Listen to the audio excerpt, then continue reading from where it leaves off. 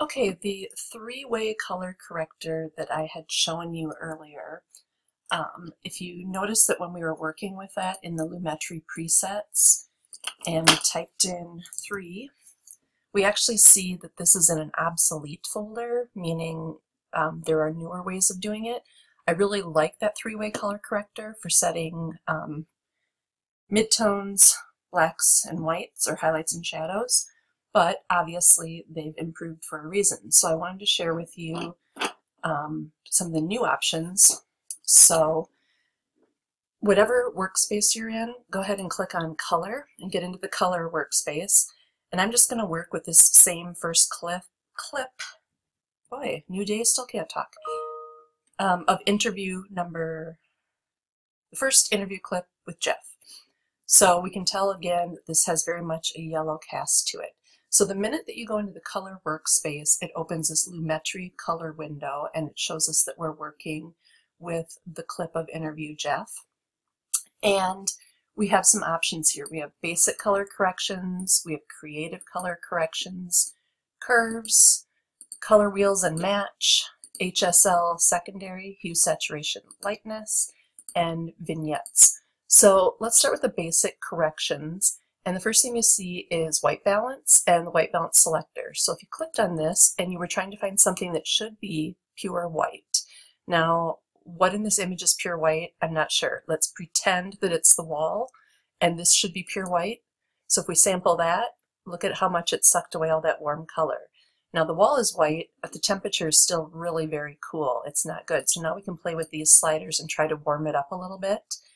And you can see we're still keeping the fairly white wall, but getting some better color elsewhere. We can also pull on the tint sliders. Those are not very good options. Just warming it up a little here seems to be our best option. Just like we're in Camera Raw, we have all these options of exposure, contrast, highlight. So if you want to bump up the exposure a little bit, maybe open up or show some detail in the highlights or not. Oops, a voice spinning wheel.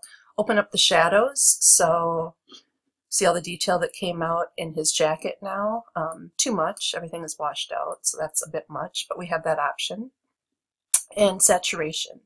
If we wanted to try the auto fix, we certainly could have done that, and that's their version of the auto fix. So that's your basic correction tab. Creative, just play around with these. You have faded film look. You can sharpen and play with the vibrance and saturation.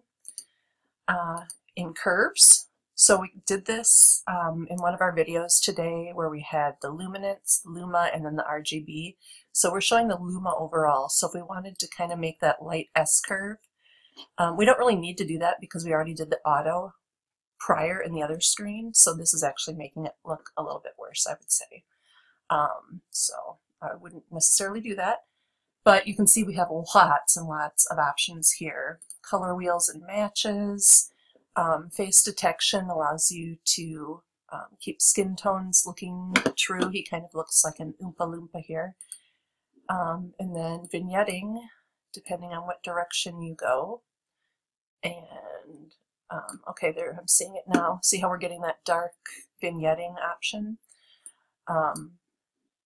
So you have lots of cool options in this Lumetri color. So if the other ways that I showed you to work with color weren't exactly getting what you were hoping for, I would say your basic color correction is going to really be a helpful place here to start and work through things.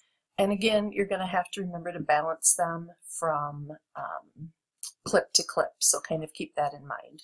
I would recommend you go for you maybe just do your white balancing or exposure in here, and then you can always do that same option that we learned previously where we're selecting the effect and copying it and pasting it onto another clip and then tweaking from there. So this is just the newer version and I wanted to share that with you as well.